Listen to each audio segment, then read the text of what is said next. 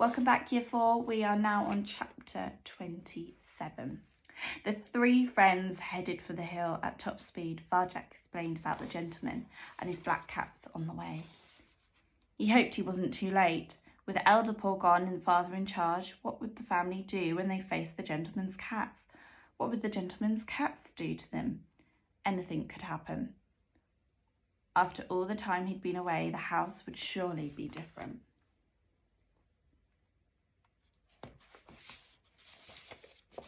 Those pictures in his head, the red velvet armchair, the china feeding bowls, might not even exist anymore. He was sure of one thing. They'd have to climb the wall to get in, and Varjak remembered it was the hardest climb of his life. Thunder growled above the city as they reached the foot of the hill. The sky was violet with the threat of another storm. "It's up here," said Varjak, leading the way, as lightning flashed overhead. They climbed the hill as fast as they could. Rain began to fall. It came in stinging whips, which lashed into Varjak's nose, his eyes, his ears. He tried to snatch a breath. Water filled his mouth, surged down his throat. He choked on it, but he kept going. Up the hill, 1 step, 2 step, 100, 1,000, whatever it took. The moon stared down at them, a sullen one-eyed sentry in the sky. "Give up," it seemed to say. "Give up and go away." Soaking, straining, panting for breath, they reached the top of the hill as the sky shattered it in a white light. What Varjak saw there made his fur prickle. A little stone wall stood before them, half the height of any in the city. It looked old and crumbling, as if it had been neglected for a very long time. Another blast of thunder rocked the earth. Varjak shivered. Could this really be the same wall which enclosed the world he grew up in? The wall that once seemed so high and impossible to climb? Was this the place he had left? Or had everything changed while he was away? There was a door in the wall. He pushed it. It wouldn't budge. It was locked. He circled the wall, seeking some familiar sight.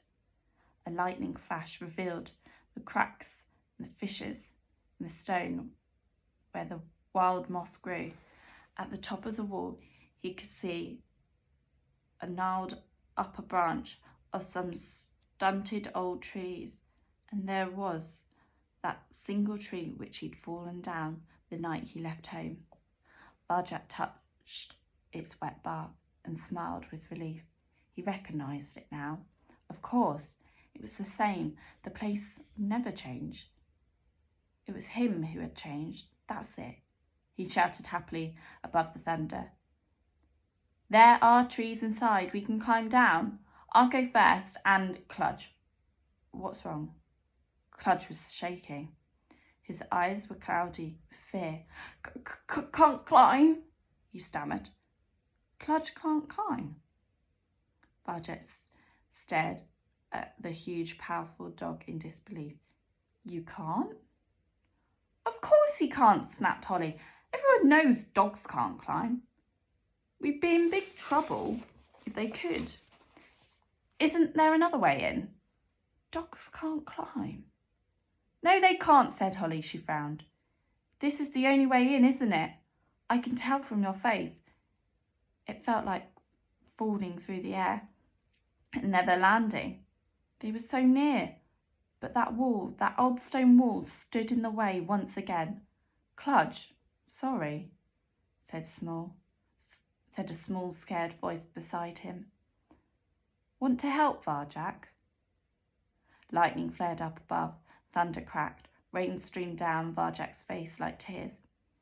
But it was strange. The storm didn't scare him as it had before. Instead, it seemed to enter him from whiskers to tails, filling him with its own wild power, so that he and the storm became one. There was no turning back now. With or without a dog, he was going to find his family. "It's all right, Cludge," he said. "You wait for us here. Come on, Holly, let's go inside."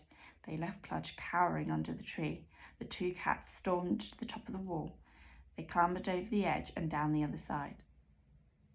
Through a tangling maze of twisted branches, silently they stole into the garden. They padded over the wet grass and up to the cat door. "This is it," whispered Varjak as they slipped through. "This is the Contessa's house." And that's the end of chapter 27. Do they go in?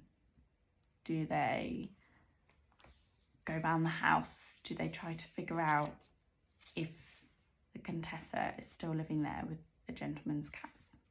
I'll have to wait and see.